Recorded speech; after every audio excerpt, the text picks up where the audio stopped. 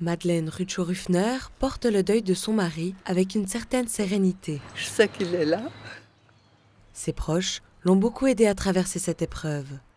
J'ai beaucoup apprécié mon mari parce que tout l'entourage le regrettait et je me dis c'est énorme ce qu'il m'a apporté. Donc j'avais beaucoup de reconnaissance et puis c'était pour moi, important pour moi de vivre ça.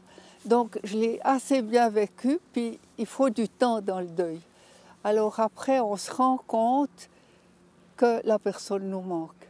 Des familles endeuillées, Elena Pagnamenta, pasteur dans la paroisse réformée de Bienne, en côtoie toute l'année. Pour elle, l'attention portée au deuil n'est pas suffisante.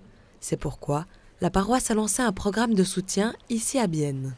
Nous vivons une époque où nous n'avons pas le temps ni l'espace souvent pour vivre son deuil, parce qu'on doit toujours faire vite.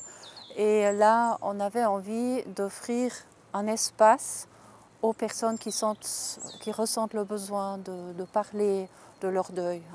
Un espace protégé, avec d'autres personnes. L'accompagnement se fera sous forme d'un groupe de parole qui se réunira 8 fois autour de différentes thématiques, comme l'accueil de ses émotions ou sa relation aux autres. Sonia Moulin-Barman, membre du comité de l'association Vivre son deuil suisse, soutient des personnes endeuillées depuis plus de 20 ans. Pour elle, il n'y a pas de mauvais moment pour demander de l'aide. Certaines personnes expriment le besoin d'un soutien après 1 mois, d'autres peuvent attendre 5 ans.